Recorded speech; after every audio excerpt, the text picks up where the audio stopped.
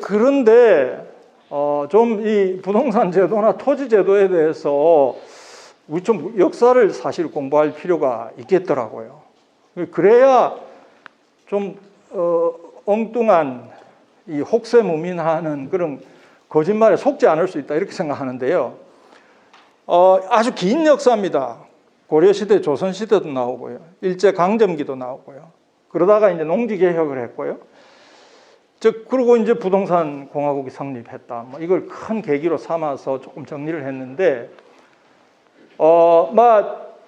간단하게 말씀드리면, 일본 제국주의가 우리나라를 식민지로 집어삼키기 전까지 우리 한국의 토지제도의 공식적인 원리는 국전제였습니다. 다시 말해서 땅은 국가의 것이다 하는 공식적인 원리가 고려시대부터 우리 조선 말까지 내려오고 있었다고요. 물론 그렇다고 해서 이 원리가 명실상부하게 철두철미하게 지켜졌다 그런 얘기는 안 해요. 시간이 가면서 이 국전제의 원리가 형해화되고 사적인 토지 소유가 발달하고 거기서 문제가 생기고 대토지 소유가 생기고 그런 일이 있었어요. 그러나 공식적인 입장으로 이 국전제가 폐기된 적이 단 한 번도 없고요. 이걸 폐기시킨 것은 일본 제국주의입니다. 여러분이 국사 시간에 배우셨겠습니다마는 일본 제국주의가 조선을 식민지로 병합을 하고 제일 먼저 했던 사업이 토지조사 사업입니다.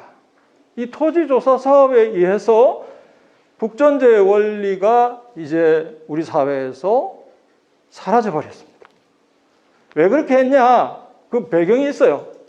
일본인들이 우리 한국에 들어와서 맘 놓고, 그죠? 땅도 사고 사업도 하고 뭘 하게 하려면 한국의 토지제도를 정비해야 된다. 한국 토지제도 이거 불투명하고 일본 사람들이 와서 땅 샀다가 이거 나중에 다 잃어버리는 거 아니냐 이런 불안감이 팽배해 있었습니다.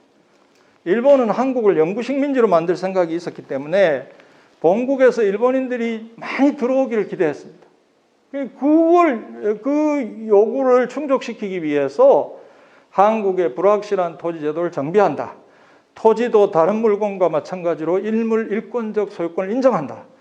그리고 국가가 공적인 등기제도를 마련해서 그걸 보증해준다. 이런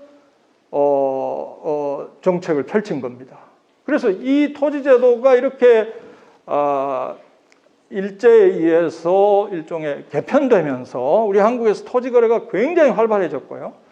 한국의 농민들이 자기들 가지고 있던 땅을 상실하고 소작농으로 전락하고 심한 사람은 유리방황하고 도시로 나가고 만주로 가고 이런 일들이 일어났던 것이고 일본 제국주의는 일본인 대지주, 조선인 일부 대지주를 활용해서 한국에서 지주 중심적인 농업 정책을 펼치고 쌀을 대량 증산해서 일본으로 가져가는 정책을 펼쳤던 겁니다.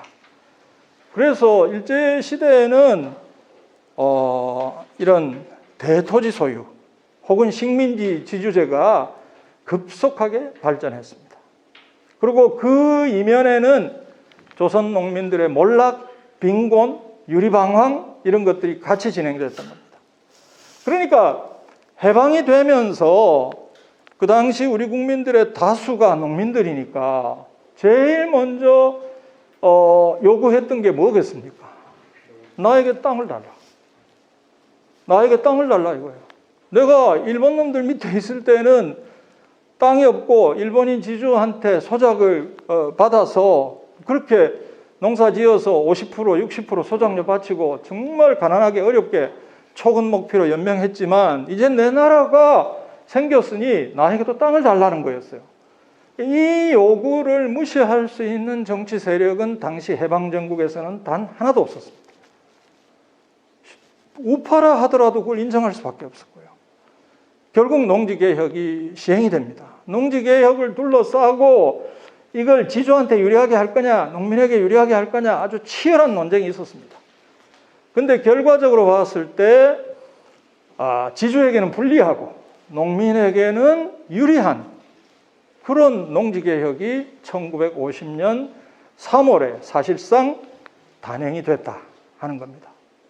이렇게 되니까 일제 36년 동안 일본인 대지주를 중심으로 한 지주들이 지배하는 그런 아주 불평등한 나라에서 갑자기 소규모 농민들이 편만한 그런 지극히 평등한 나라로 변모했습니다. 이 농민들이 자기 땅이 생기니까 그때부터는 그야말로 열심히 일을 하는 거예요. 열심히 일을 해서 소득을 증가시키고 소득이 늘어나면 그걸 아껴 쓰고 저축해서 뭐 했겠습니까? 예, 교육을 시켰어요. 마침 1950년대에 사회학자들이 그 농촌을 다니면서 실지 조사를 한 결과가 지금까지 남아 있어요. 그때 농민들한테 조사를 하면서 여러분들이 투자를 하면 어디를 제일 먼저 하겠습니까? 라고 물었어요. 전부 1번이 교육 투자입니다. 그러니까 자기 땅을 갖게 된 농민들이 열심히 일을 하고 아껴 쓰고 저축을 해서 그 돈으로 자식들 공부를 시켰고요. 거기서 우리 한국의 공업화를 가능하게 하는 인재들이 나오고 또 국가를 주도하고 그죠? 통치하는 엘리트들이 나오고 그랬던 겁니다. 그러니까 지금 우리 사회에서 이른바 성을 쌓고 자기가 엄청나게 다른 신분인 것처럼 계급인 것처럼 큰 소리치고 하는 사람들이 우리 사회에 있지만 까불 거 없습니다. 전부 농민의 자식입니다. 그 농지개혁이 그만큼 우리 한국의 발전에 큰 영향을 주었다라고 하는 것을 말씀드릴 수 있겠습니다. 지금 식민지 경험을 한 많은 후진국들이 이런 유형의 농지개혁을 하려고 시도를 하는데 다 실패합니다. 실패했고 이런 농지개혁에 성공한 나라는 한국, 대만, 일본밖에 없어요.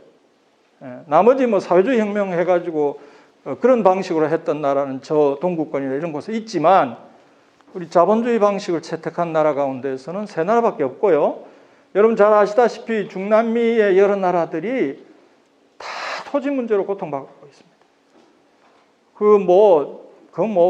그 토지 문제 때문에 게릴라가 발생하고 거기서 정치적인 문제가 생기고 복잡하잖아요. 예. 자, 그런데 그렇게 농지개혁을 해서 우리 한국은 굉장히 평등한 나라, 농민들의 그런 자발적인 동력이 분출하는 나라로 출발했습니다. 그러니까 부동산 문제에서도 우리 한국은 굉장히 건강한 상태로 출발한 거예요. 다른 나라들에 비해서. 그런데 이게 중간에 뭔가 이상한 일이 벌어졌습니다.